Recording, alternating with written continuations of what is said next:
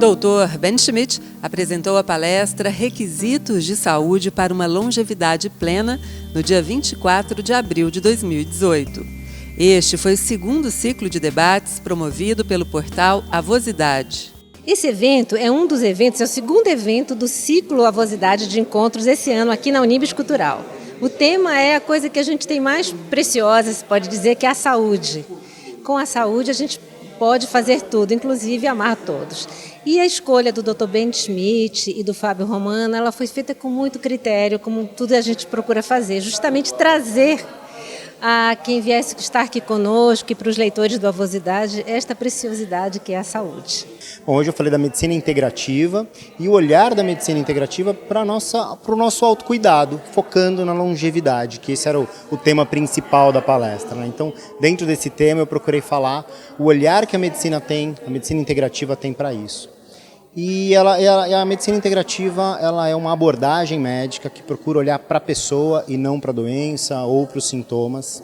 Nós vamos falar sobre os aspectos do envelhecimento e como tornar esse envelhecimento da maneira mais prazerosa possível, mantendo a dignidade e a qualidade de vida. É importante falar de saúde, é importante falar que cuidado com a requisição de muitos exames laboratoriais. E também é muito importante a pessoa ter a noção que a pessoa mais importante para cuidar de si mesma é ela própria, né? O encontro foi realizado na Unibis Cultural, em São Paulo. Você assiste agora a palestra na íntegra. E é muito interessante falar de avosidade, falar do envelhecimento, porque a gente descobre o envelhecimento de várias maneiras, né? Mesmo quando a gente se prepara para ficar velho, quando a gente é jovem e fica pensando quando for ficar velho, se bem que quando a gente é jovem, tem a vida inteira pela frente, então tudo que acontece diminui um pouco a importância. Mas muitas vezes a vida passou e a gente leva um susto e vai olhar e já está com 60 anos de idade. Eu não sou muito a favor de classificar os idosos com 60 anos de idade, isso é uma cultura americana. Aliás, a nossa medicina é muito baseada nos americanos, que não tem absolutamente nada a ver com a gente. Quando eles riem, eu tenho vontade de chorar. E quando eu choro, eles têm vontade de dar risada. É impossível eu dar piada de uma piada de um americano. Eu digo isso por experiência própria, que estive vivendo nos Estados Unidos, fui professor de medicina da Colômbia, e o americano não tem nada a ver com o brasileiro. Nada a ver. Nem a espiritualidade, nem a energia. Americano, aqui no Brasil, nós vamos falar sobre isso, mas por pior que as pessoas acham que a gente esteja, ou que não é nada verdadeiro, eu sou brasileiro, patriota, e vou morar minha vida inteira aqui no Brasil. E daqui eu não saio. Não tem nenhum lugar do mundo como o Brasil. E eu falo com a autoridade de ter vivido em alguns países do mundo por um bom tempo. Eu não troco o Brasil, aliás, eu não troco São Paulo, hein? Eu não saio de São Paulo, eu sou paulistano. Então nós estamos aí vivendo, a vida vai passando, às vezes a gente nem se toca se está com 30, se está com 25, se está com 40, mas além do número, também é importante a qualidade de vida que a gente está, né? E de repente a gente acorda e está com 60 anos. E fica um desespero, acha que a vida vai acabar ali, principalmente para as pessoas que são os ateus, que acham que a vida acaba quando a gente morre literalmente, pelo conceito de parada cardiorrespiratória médica, né? E se assustam, muitas vezes é a única maneira deles retornarem, resgatarem a religião que têm. O título dessa palestra, que foi proposto pelo site Avosidade, é Requisitos de Saúde para uma Longevidade Plena. Então, Beth, vamos começar pelo começo. Longevidade.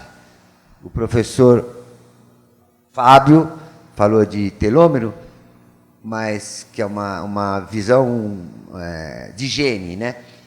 A longevidade é o seguinte, existe um erro que as pessoas andam falando, cometem frequentemente. Nós não estamos vivendo mais do que há 5.000 anos atrás. Não tem nada a ver isso. Isso é uma bobagem. A mídia hoje manda no mundo, se sai na televisão, sobretudo naquela emissora, o mundo inteiro acredita porque hoje todo mundo estuda naquela emissora. É uma bobagem dizer que o ser humano hoje vive mais. Por exemplo, vou dar alguns exemplos, os filósofos gregos eram centenários, nonagenários, octogenários, centenas de filósofos gregos. O que aconteceu é que hoje nós somos 7 bilhões de pessoas. E, por uma questão óbvia, nós temos muito mais octogenários hoje do que há 5.000 anos atrás. Mas isso não significa que o homem está vivendo mais exponencialmente, né? De maneira alguma. E também não vai viver mais com célula-tronco, viu? Já vou dizer logo de cara. Aliás, Fábio, que bom que você vai estar aqui, que eu vou falar tão mal de médico, e você trabalha no Einstein, mas isso que eu vou falar, por favor, não se baseie só no Albert Einstein. Os hospitais estão todos iguais. O diagnóstico é um só para eles. Um horror. Um horror. Você falou em oncologia. Oncologia é um horror. Um horror. Sírio-Libanês, um horror. Oswaldo Cruz, um horror. A primeira vez que eu escrevi para a Avosidade, ele nasceu. E quando nasce o primeiro neto, a gente reflete, é uma parada na nossa vida, é um divisor de águas. A gente parte para uma outra fase e fica pensando na vida que a gente levou e no que temos pela frente, né? E como que nós levamos a nossa vida. E eu acho que, para começar, uma coisa que é feita com tanto carinho pela Beth e pelo Jorge, eu acho que eu vou começar contando rapidamente uma história grega linda e que diz exatamente e fala sobre o nosso destino. Ela não vai sair tão linda porque eu não gosto de segurar no microfone para falar. Mas, como nós somos obrigados, né, Bé? Fazer o quê? Uma ave maravilhosa e extremamente conhecida no mundo egípcio antigo e no mundo grego antigo. Ela era a principal comemoração do Ano Novo. E ela traz um significado maravilhoso, que a gente dá início a essa palestra com a vinda do nosso primeiro neto. É o mito do fênix, do pássaro. Ela tinha asas azuis, vermelhas, púrpuras, com mais de 2 metros, chegava até 2,5 metros de envergadura. E a fênix, ela persiste esse mito até hoje. E ela simboliza algo de extraordinário, que ela era uma ave, como a gente vai ver agora, que ela conseguia se recriar das cinzas. Quando ia se aproximando o final do ano, ela é natural, ela é originária da Etiópia. Etos é ética, ópia é olhar. Então, onde as pessoas próximas da Etiópia iam viajar para procurar o conceito de ética. Podíamos mandar os nossos políticos brasileiros para a Etiópia. E quando ia chegando o fim da vida, o fim do ano, ela se ateava fogo em si mesma, fazia um ninho e logicamente morria e só sobravam cinzas.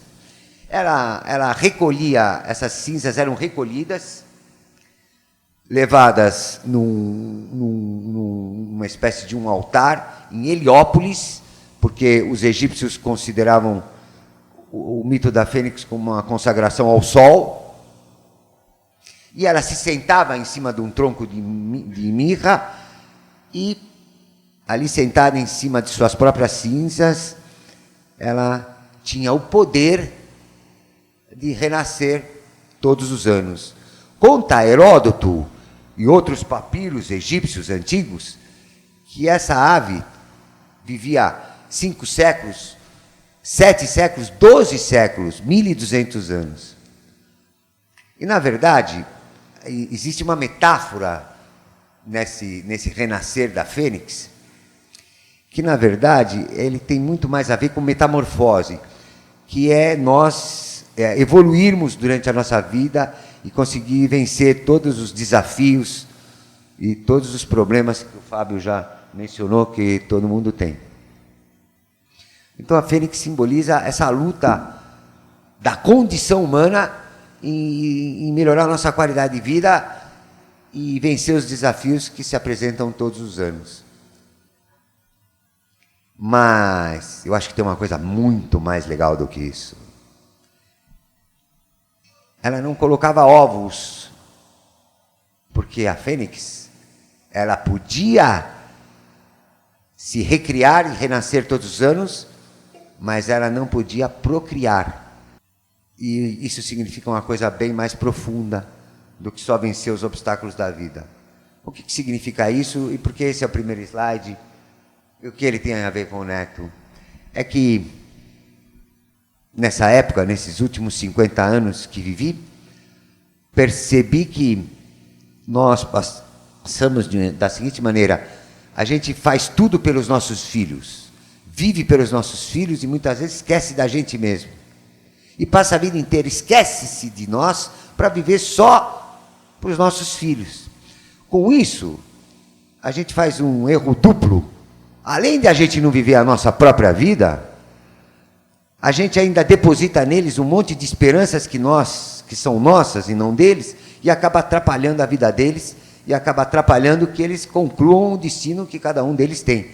Porque a procriação não tem nada a ver com o nosso destino de cada um de vocês aqui. O nosso destino é entre vocês e Deus, cada um com seu destino particular com Deus. Essa metáfora é extremamente interessante, porque essa coisa de viver pelos filhos, o fato de procriar, ele não resolve o problema de nenhum de vocês e nenhum de nós. Ele resolve o problema da perpetuação da nossa espécie, da espécie humana. O destino, acredita-se que cada um tem um dom, e o destino da gente é primeiro descobrir aquilo que a gente é bom, aquilo que é o nosso dom, e resolver isso com Deus, né? Nós estamos aqui na Unibis, e eu aprendi um pouquinho estudando a Torá, que está mais ou menos implícito na Torá, que Deus, as plantas, as árvores e os homens não são coisas separáveis, é tudo uma coisa só. E dessa forma é uma maneira da gente, pode auxiliar a gente a tratar com mais carinho, por exemplo, o nosso planeta. Se nós somos todos um só, aquilo que nós somos, Deus, pássaros, plantas e o nosso planeta, é uma maneira de respeitar ele de uma maneira melhor, né? Além dessa reflexão de que o Neto nasceu, e dessa reflexão de como a gente levou a nossa vida, é indubitavelmente que nós somos levados a um pouco de espiritualidade no momento do nascimento. Quando os filhos nascem já é muito bom, e quando os netos nascem também é bom. Mas eu acho que, talvez porque quando a gente tem os netos, a gente já fez mais aniversários, então a gente tem uma maneira de refletir melhor sobre a vida, sobre todo o contexto da vida, né?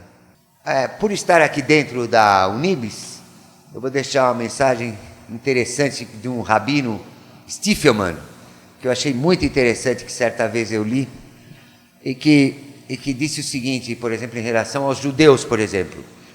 Existem judeus que, às vezes, não são nem um pouco religiosos, nem rezam, não põem tefilim, ou que conhecem muito pouco da religião judaica, só que eles têm uma coisa em comum no mundo inteiro.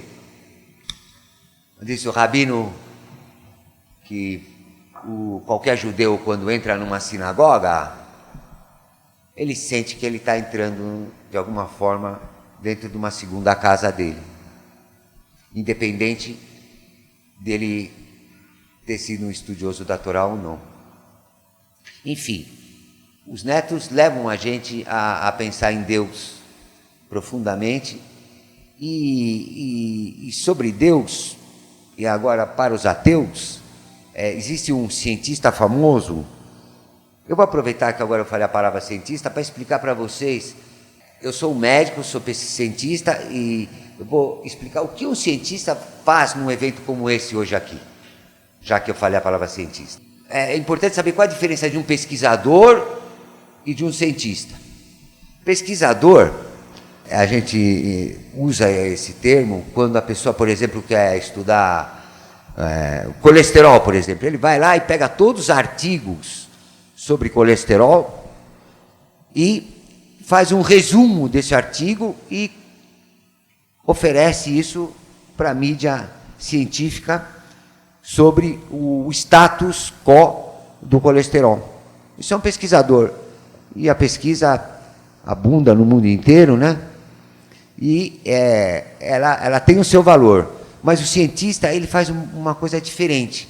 Ele também é obrigado a estudar muito, ele pega todos esses artigos e a partir deles ele cria uma coisa nova, uma coisa original.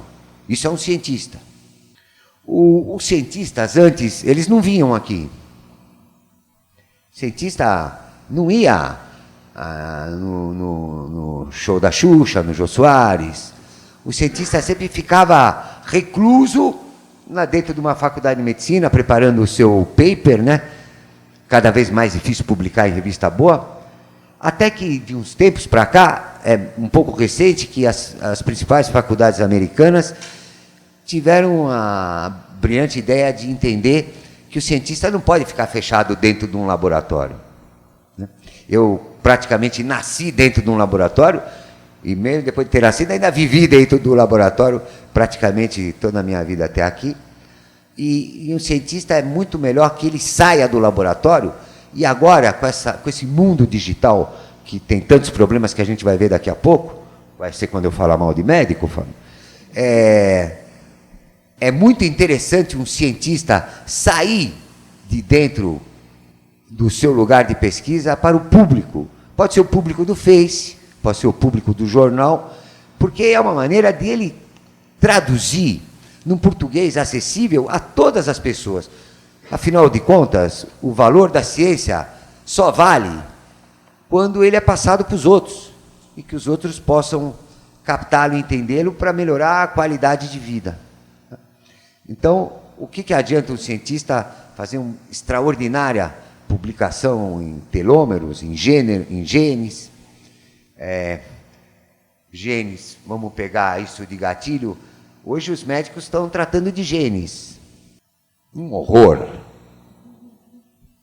Daqui a pouco os médicos vão tratar de átomos. Olha, o seu átomo de ferro não tá se fixando aqui. Isso é um horror. Por quê?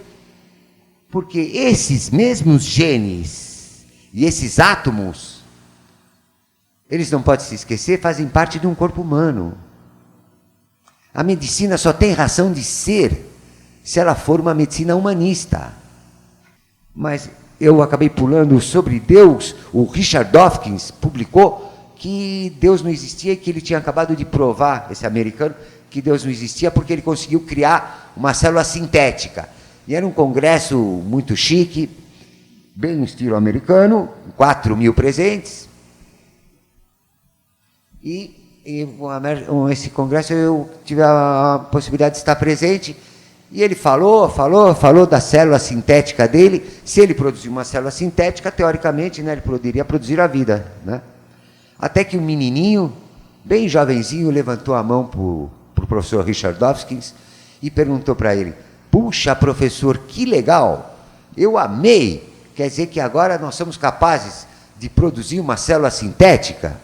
Mas eu queria fazer uma pergunta para o senhor, eu posso? Ele falou, óbvio. Ele falou, e essas pecinhas que o senhor usou para criar a célula sintética, quem foi que fez? A palestra do Richard Dawkins acabou aí.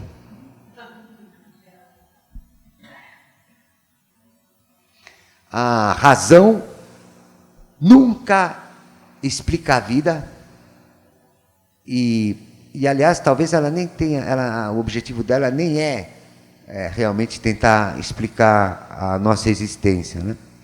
Esse livro de presente que eu trouxe para vocês, para boa parte de vocês, faz um arrazoado sobre a divindade, sobre Deus e sobre essa questão. E voltando aos genes e aos átomos, aos criadores, essa mania dos médicos de acharem que o nosso problema é uma peça. Tudo bem, Andrezinho? Uma peça, quer dizer, você nasce perfeita ou você nasce com alguma peça defeituosa. Aí o médico vai lá e vai trocar aquela pecinha. E a medicina, vista de uma maneira muito simples, só pode ser um horror. Aliás, o médico hoje, quando ele dá notícia ruim, ele fala em oncologia. Vocês não têm noção hoje como os médicos dão a notícia que você está com câncer e com os procedimentos muito friamente, parece que está falando com uma parede, né? Às vezes, por exemplo, no PA do Einstein, você fica deitado e fica ouvindo o médico dar um diagnóstico no câncer, onde a parede não é nem de tijolo. Então você pode ouvir a maneira como o médico passa um diagnóstico de câncer para uma pessoa.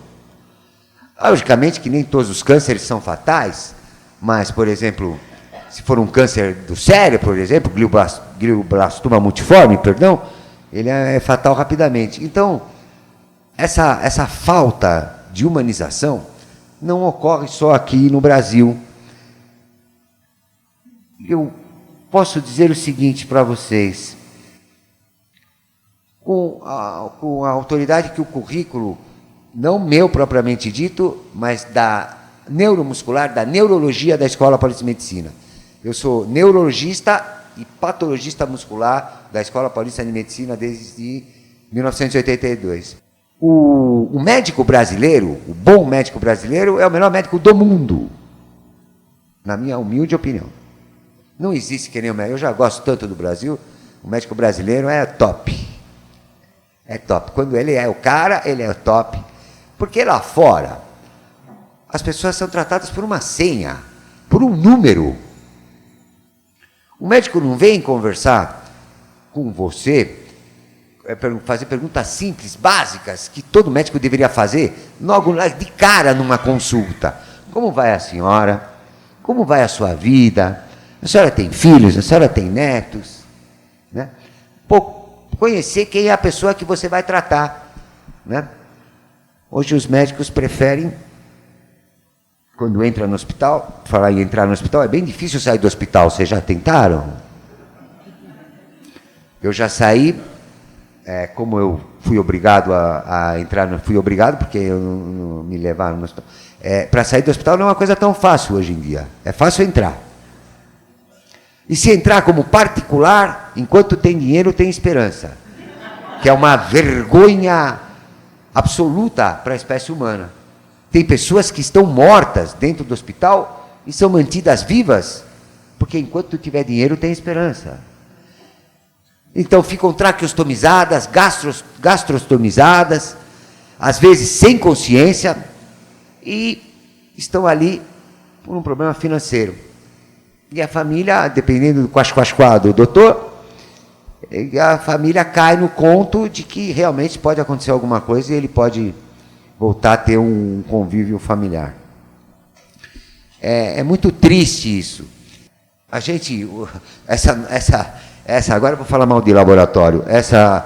Eu sou filho do homem que fundou um dos primeiros laboratórios do Brasil, que é o Laboratório Lavoisier, Benjamin José Schmidt. E é muito triste. Hoje eu vi a propaganda outro dia na televisão, que eu vi a propaganda na televisão de um laboratório agora que todos os aparelhos técnicos de última geração, e mostra uma ressonância magnética, e mostra outro aparelho. Então, a ciência está desenvolvendo técnicas extraordinárias de diagnóstico. E agora, humildemente, como patologista, geralmente, isso é legal ser patologista. Eu não sabia disso quando eu escolhi a profissão. Mas, geralmente, médico não gosta de patologista, porque tem medo, né?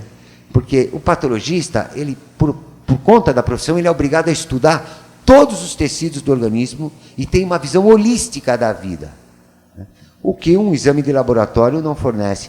Hoje, as pessoas idosas, como dizem os americanos, elas acham que o negócio para manter a vida, para manter a qualidade de vida, você pergunta para a pessoa, você cuida da sua saúde? Mas é óbvio, doutor, imagina que eu não vou cuidar da minha saúde. Eu falei, o que é que você faz? Eu todo ano faço um check-up em mim. Desde quando fazer um hemograma, que significa cuidar da sua saúde?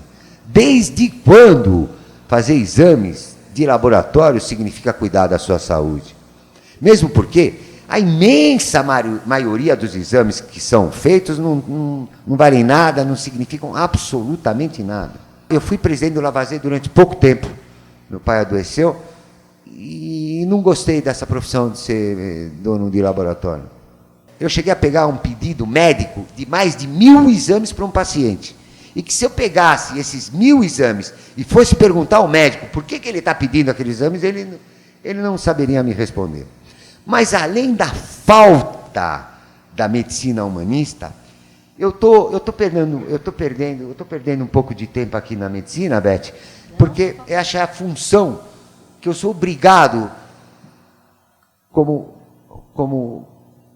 líder de um grupo médico da Escola para a Medicina, de colocar, né, para colocar a posição do nosso ponto de vista sobre a medicina atual. Um horror.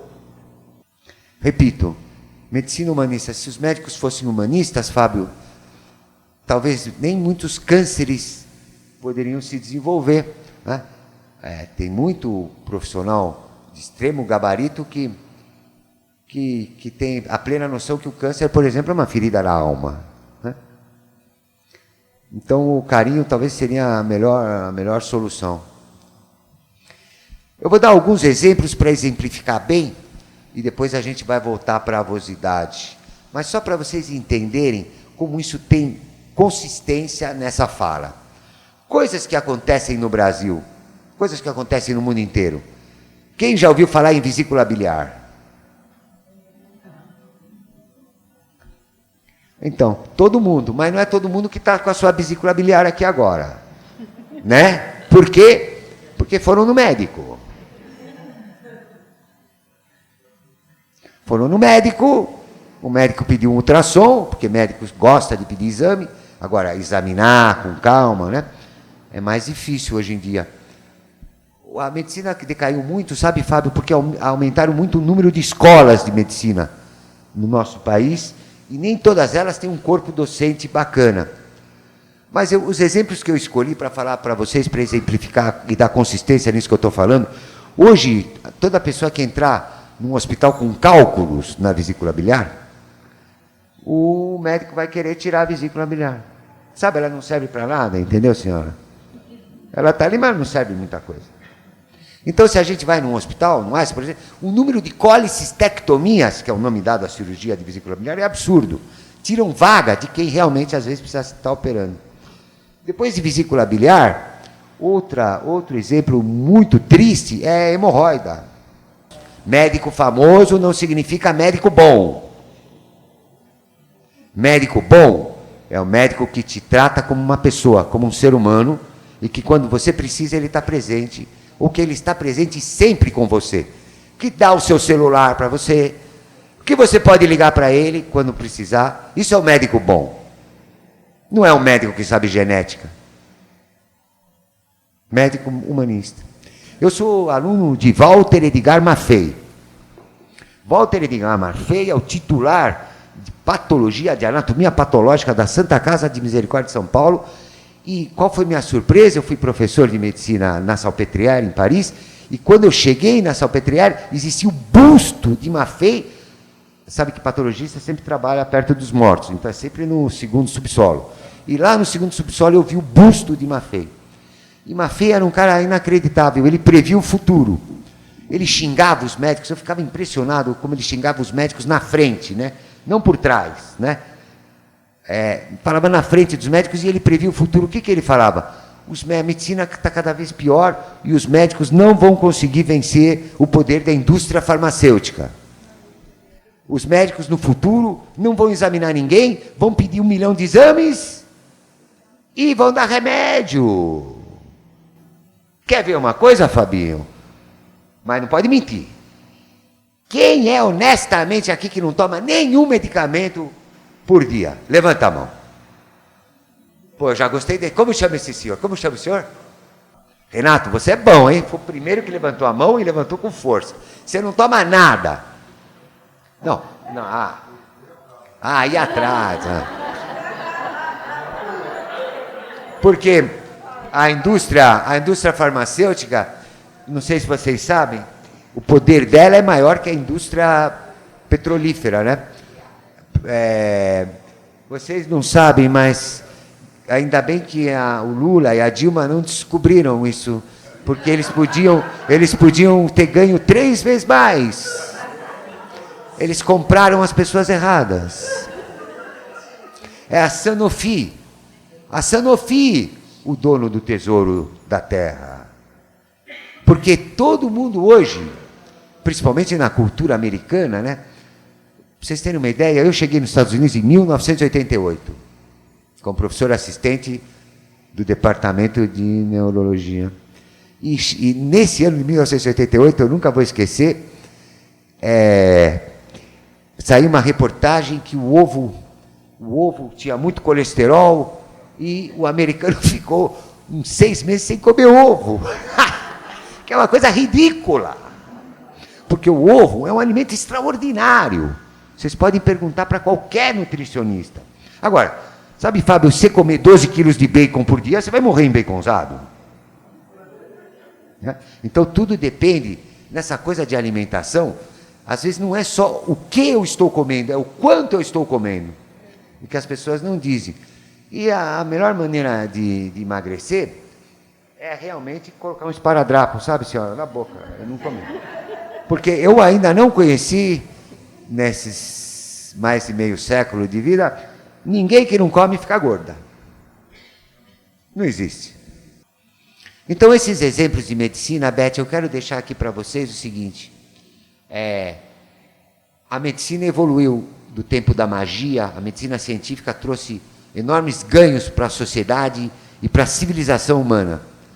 Porém, o capitalismo desenfreado corrompeu uma grande parte dos médicos do nosso país, infelizmente. Né? E a gente não pode julgar. Eu aprendi com o Rabino que o ser humano não tem direito de julgar ninguém, que é muito fácil julgar os outros, mas a gente reconhecer todos os nossos erros, a gente passa por cima, né?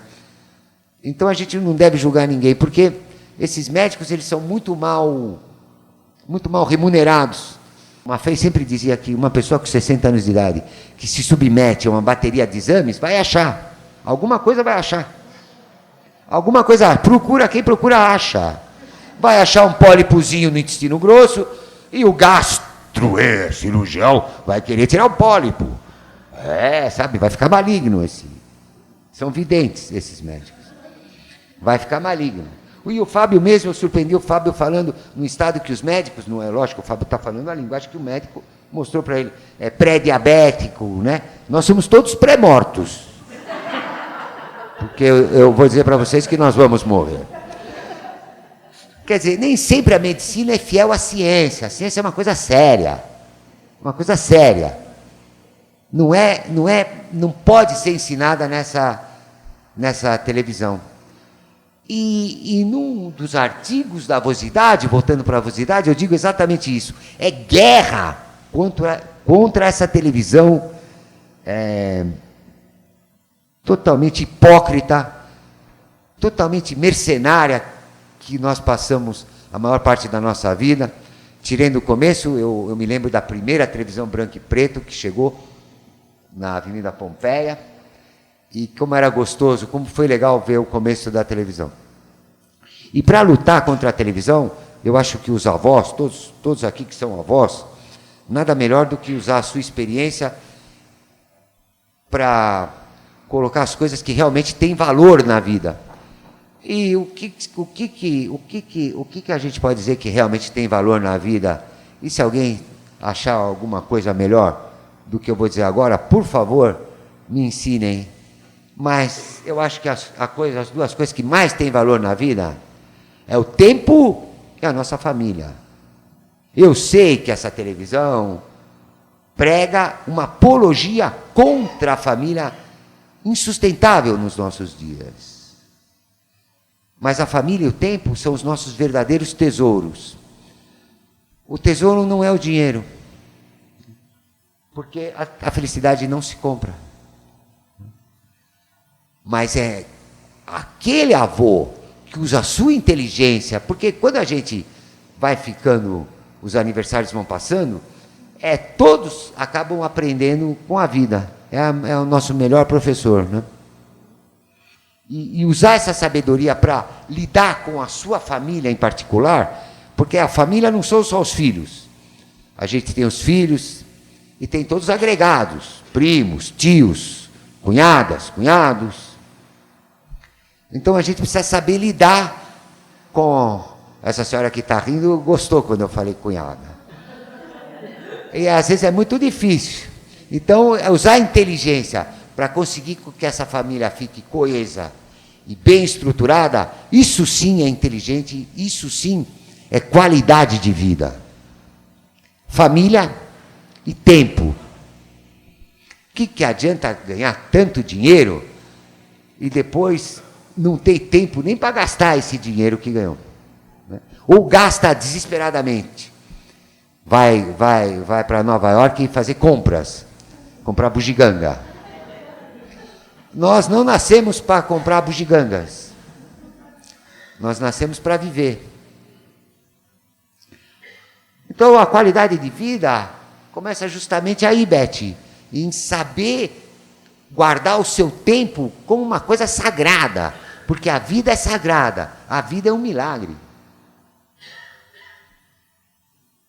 Milagre de Deus. E aqui, em homenagem ao Nibes de novo, aprendi na sinagoga que a Torá deixa bem claro que todos nós temos uma alma divina e uma alma animal. E que nós temos que dominar essa alma animal e tentar sempre estar melhorando e evoluindo essa alma divina. Onde, de novo, o nosso pássaro da Fênix do começo da aula, vale muito a pena lembrar dele. E isso é qualidade de vida. Qualidade de vida é quem sabe gastar o tempo com sabedoria. Porque o tempo é o principal tesouro que a gente tem. E a nossa família, né? De saber lidar com todos os problemas da família, que geralmente os problemas da família vêm dos agregados. É difícil lidar com os agregados, não é? E nesse jogo de agregados, a gente precisa aprender a ceder. A gente precisa ceder. Às vezes você quer matar um cunhado, mas os rabinos falam que a gente não pode matar. Então, e a gente também não pode se afastar totalmente, porque eles são da família. Então a família, ela precisa ficar, de alguma maneira, e aí é que precisa usar a inteligência, a sabedoria da avesidade. Essa é a qualidade de vida. Mas tem uma qualidade que eu nunca vi. Para terminar a qualidade de vida, antes de entrar na outra qualidade, eu queria dizer que eu passei a vida inteira escutando que da vida nada se leva, que é bom, aproveita bastante, viaja, gasta todo o seu dinheiro, porque da vida nada se leva, como se nós tivéssemos nascido só para comprar coisas. Então, uma visão muito mercenária da vida. E eu sou totalmente, numa das semanas da avosidade, eu escrevi sobre exatamente isso. Eu acho que da vida tudo se leva. A gente leva as nossas vitórias, as nossas derrotas. Da vida, a gente, tudo se leva. O amor que deu, o amor que recebeu, né, bem? E a qualidade da morte? Nunca ouvi. Você já ouviu falar em qualidade da morte? É mesmo? Esse Fábio é bom, hein? Esse Fábio eu já gostei dele. Você já ouviu falar de qualidade da morte? Esse ano de 2016 foi o ano mais difícil da minha vida. Eu sou uma pessoa, eu acredito que a vida é um milagre, principalmente porque eu tive 12 acidentes vasculares cerebrais já.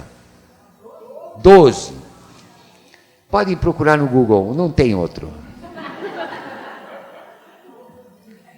E acho que a Daniela, que é a moça que prepara as apresentações da Escola Politécnica de Medicina, da neuromuscular, vai mostrar um slide que mostra que não deixou nenhuma sequela esses 12 acidentes vasculares cerebrais. Mas o último foi o pior, por quê? Porque ele pegou uma região do cérebro, que é a região das emoções, e além disso, eu fui tratado por médicos que eram tudo menos humanistas. Então, além de ter tido esse 12º AVC, numa área muito triste, que é a área das emoções, eu ainda fui tratado como... não sei nem como dizer. Então eu saí do hospital com aquela chama-se síndrome pós-trauma, que na verdade é um pânico profundo, uma coisa muito ruim, mas que tudo é para o bem, que acaba sendo bom, porque o ser humano ele aprende com o sofrimento. Nenhum ser humano aprende quando está tudo bem. Numa lancha, num iate, tudo certo, cheio de dinheiro, a gente não aprende nada.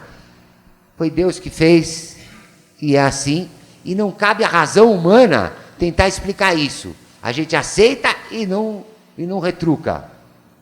O sofrimento leva a gente a evoluir, e eu, para vocês terem uma noção como o sofrimento é interessante, se eu pudesse escolher, mesmo depois de ter sofrido durante todo o ano de 2017, entre ter tido esse AVC ou não, eu escolheria ter tido, de tanto que eu aprendi e de tantas coisas que eu acho que ficou melhor dentro da minha família. Então, cuidado para não xingar o seu sofrimento, porque o seu sofrimento quer lhe dizer alguma coisa. Eu peguei um pouco da aula do Fábio, eu não consegui chegar antes, mas o sofrimento quer dizer mais ou menos a mesma coisa que as doenças. As doenças não são mal em si mesmas. As doenças são um sinal que alguma coisa não está certa na tua vida, senhora. Que a senhora precisa mudar algum ritmo de vida. Para a senhora eu não posso falar, mas para ele falar. Eu falei para ele que ele estava meio gordinho, sabia? Que ele estava falando assim. Mas é para o bem dele. Mas para a mulher não pode, né? Mas voltando à qualidade de morte, para vocês verem o que é um médico que não é humanista, eu estava no leito na França, em Paris, depois no 12º AVC, e fofo, às vezes o médico é tão fofo, não é? Fofo, era umas 8 horas da noite, e ele agarrou nos braços da cama e disse para mim e para minha esposa: olha, você vai morrer.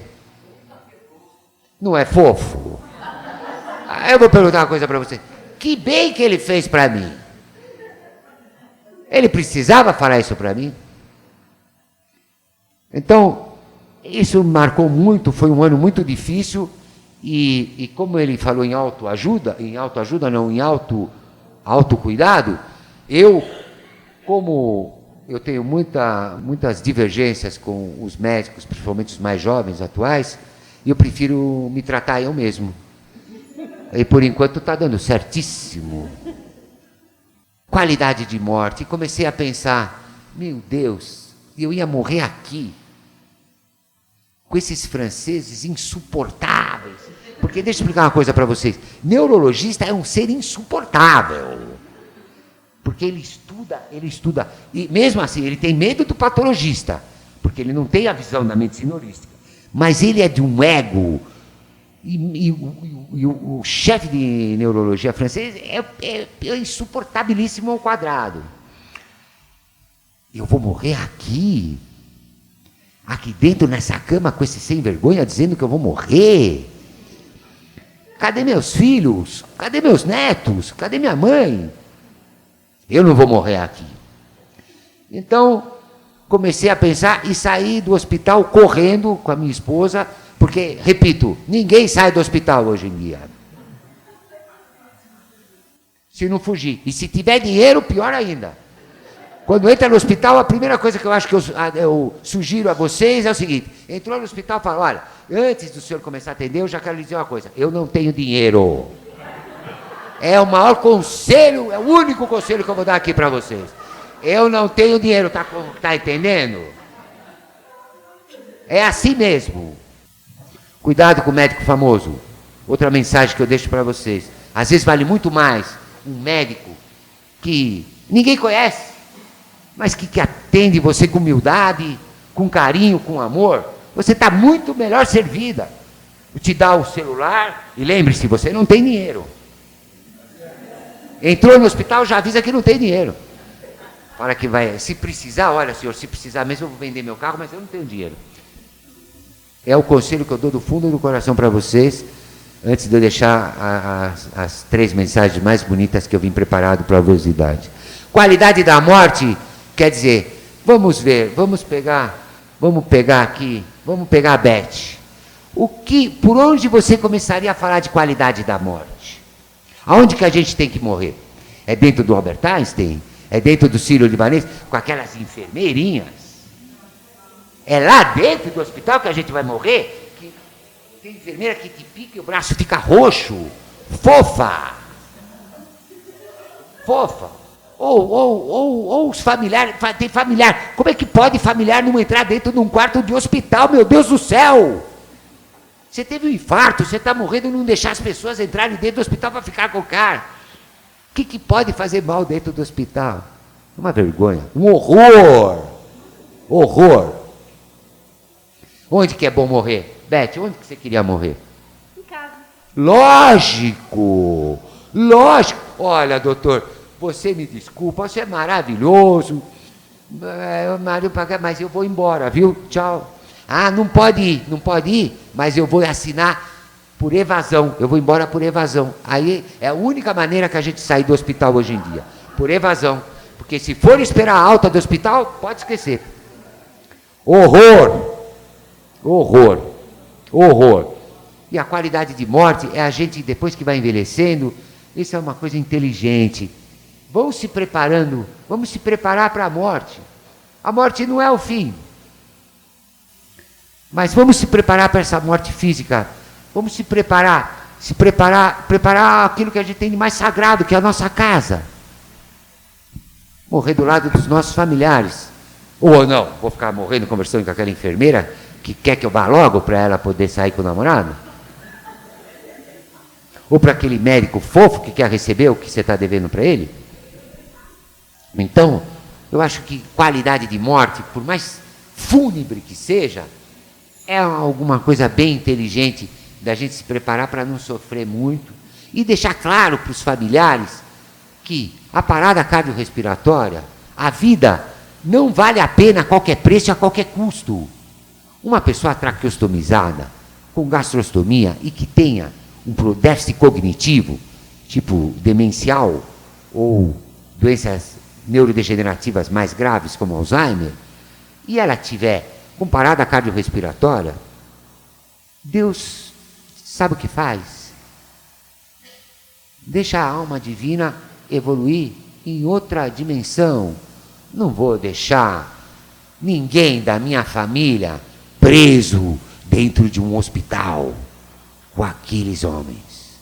Eu vou terminar deixando, não um presente, não é o livro médico. O livro médico conta os casos mais extraordinários. Eu trabalho como reabilitador.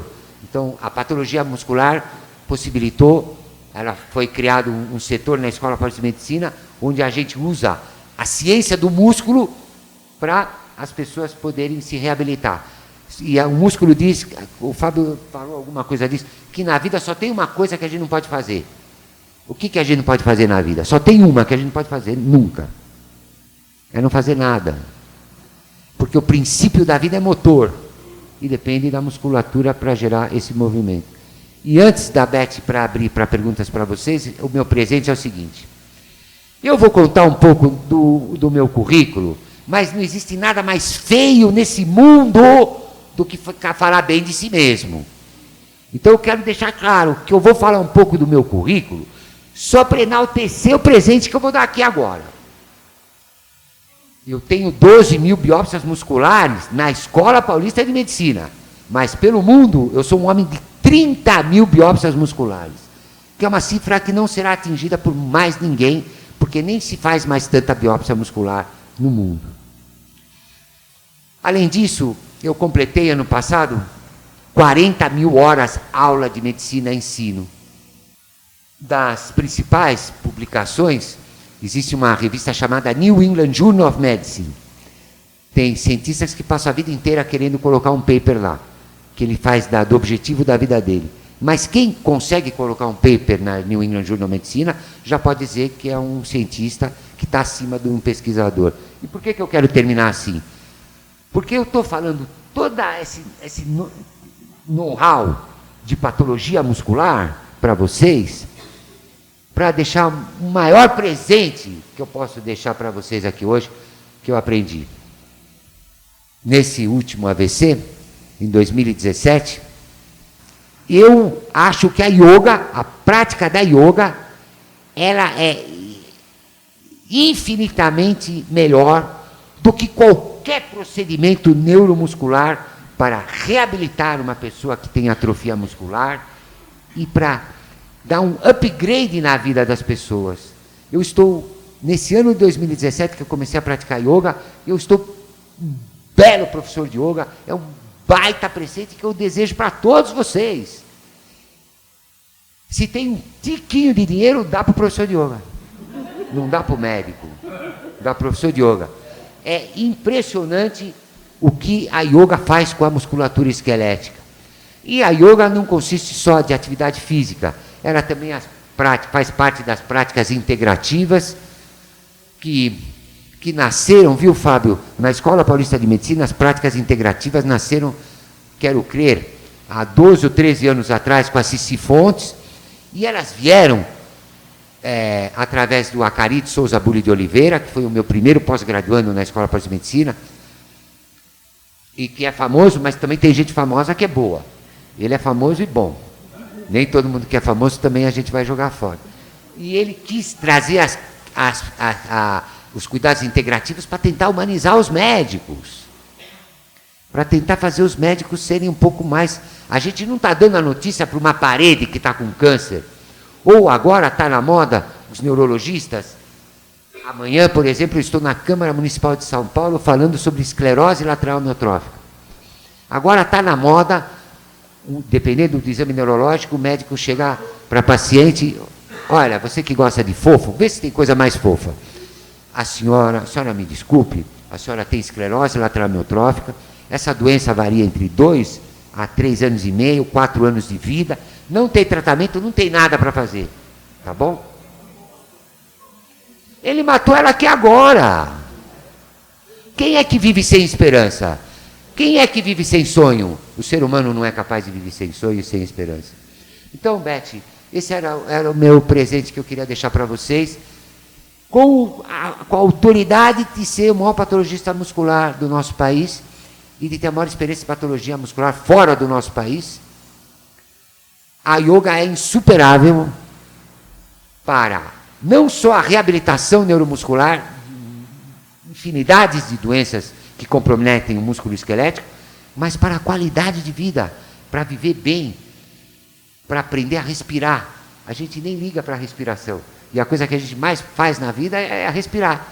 Então, o professor de yoga é bem legal. Então, ele começa, ó, você vai respirar, sente o ar entrando, que ele é mais geladinho, e quando você soltar, o ar já está mais quentinho. Então, vamos prestar atenção na nossa respiração, e eu tenho o maior prazer e estou muito à vontade, não ganho dinheiro, viu, com yoga, de maneira alguma, não tenho nenhum interesse financeiro em fazer apologia de yoga, mas se eu fosse um dia, coisa que eu não vou, dar uma palestra lá no Ministério da Saúde, eu certamente falaria sobre a yoga e sobre a aposentadoria, sobre yoga pelo bem da qualidade de vida, e pela aposentadoria, que a aposentadoria não existe.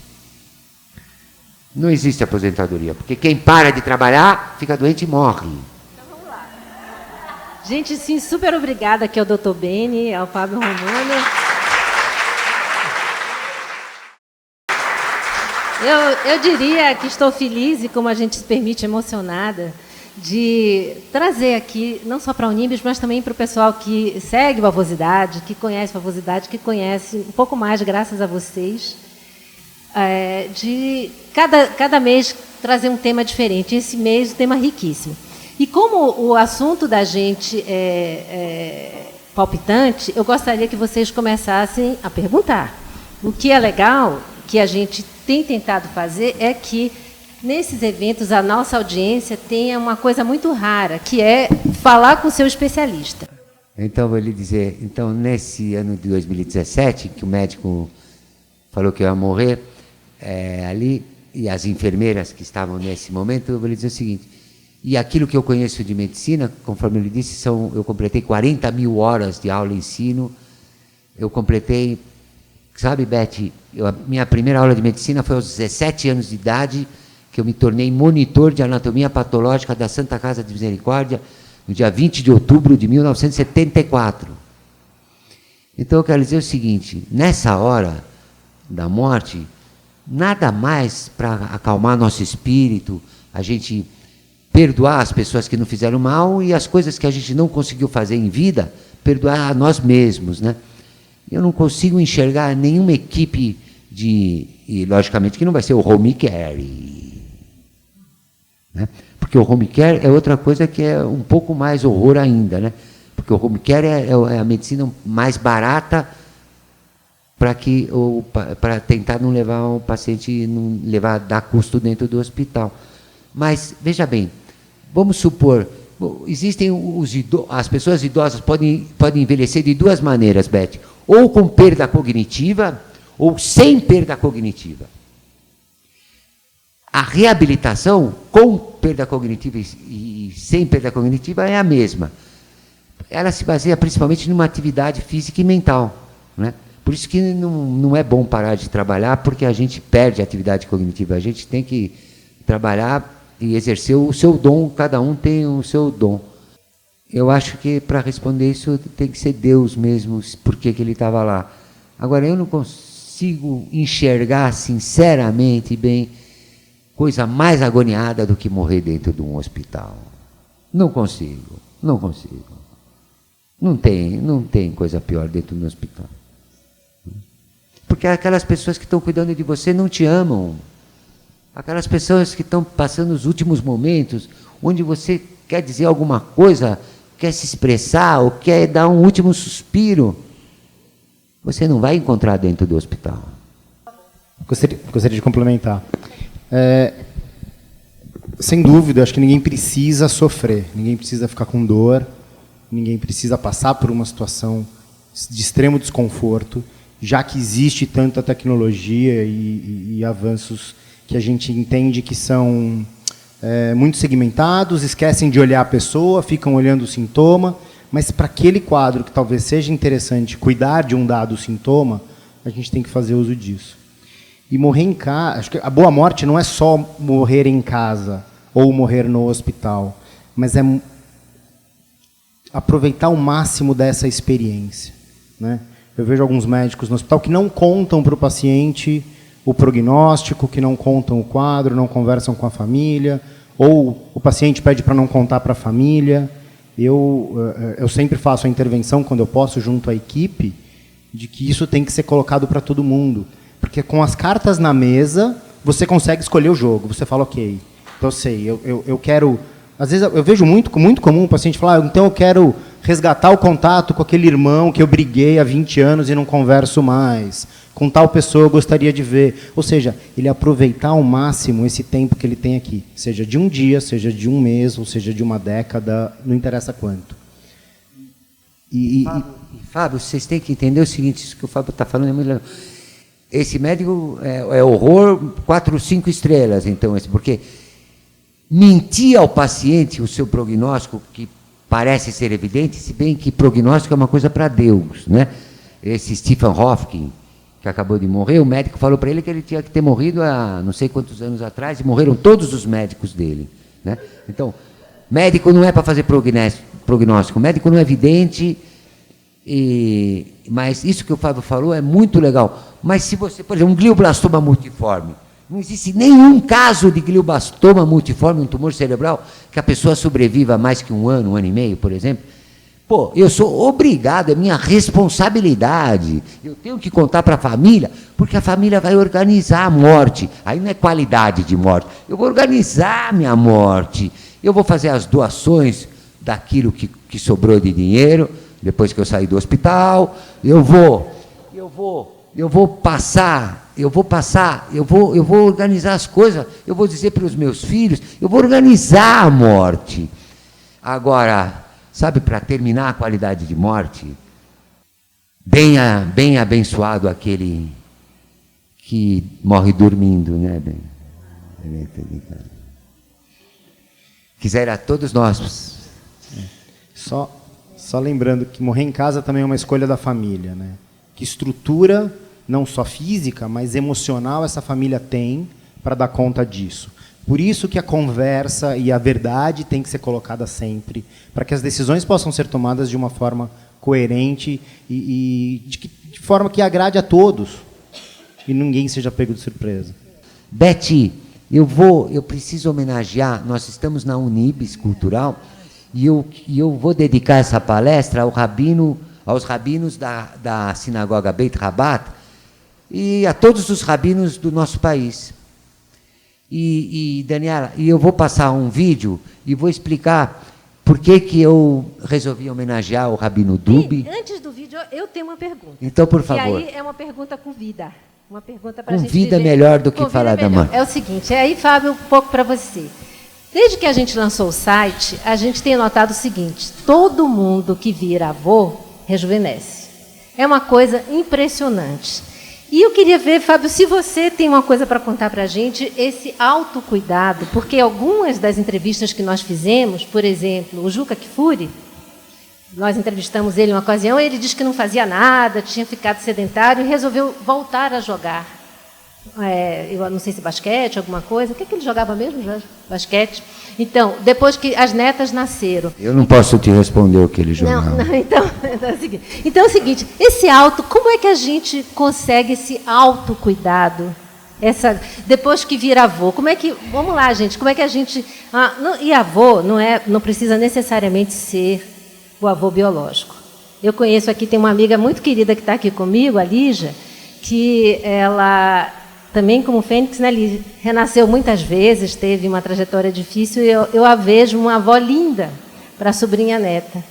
E que as pessoas renascem com o afeto das outras gerações. Como é que isso se explica na medicina que você pratica? Eu acho que você já respondeu, né? Não, você que vai responder. Quando você deu o exemplo do nascimento do primeiro neto ou dos netos, aumenta ou reacende uma chama interna. Por quê? Porque, como foi dito anteriormente, a gente está falando do propósito. Não basta estar vivo, eu tenho que viver. Mas para que eu quero viver? Para ver o quê? Para fazer o quê? Então, o encontro ou reencontro com o propósito é fundamental para que eu tenha motivação de fazer algumas mudanças no meu estilo de vida. Porque mudar hábito não é algo fácil. Não é algo simples que a gente faz do dia para a noite. Você precisa persistir. Né? Não focando naquilo que você quer mudar, mas focando no novo. Então, quando tem um novo que brilha, fica muito mais fácil. Olha, umas dicas de avô é o seguinte: a gente, para visitar os netos, tem que respeitar algumas coisas novas nos nossos filhos. Porque muitas vezes a gente deu tudo para os nossos filhos e às vezes a gente não está contente com o que eles estão dando em troca. Então, a gente tem que ceder muito, tem que visitar os netos nas horas certas, não pode ir chegando na casa deles na hora que a gente quer. Tem alguns truques, usar a inteligência naquilo que é o mais importante para cada um do ser humano dentro da nossa condição humana. Família e amor. Não pode ter coisa mais importante que isso.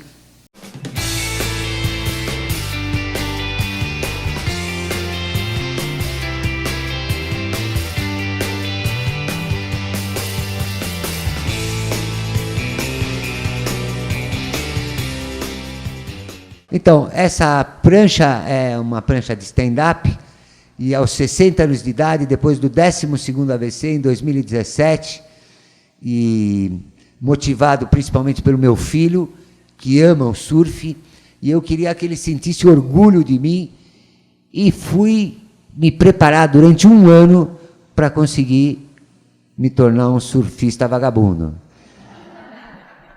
Comecei com uma stand-up e passei por uma prancha chamada longboard, mas eu acho que eu vou melhorar mais. Qualquer hora dessas, quem sabe eu vou pegar a prancha do meu filho para surfar.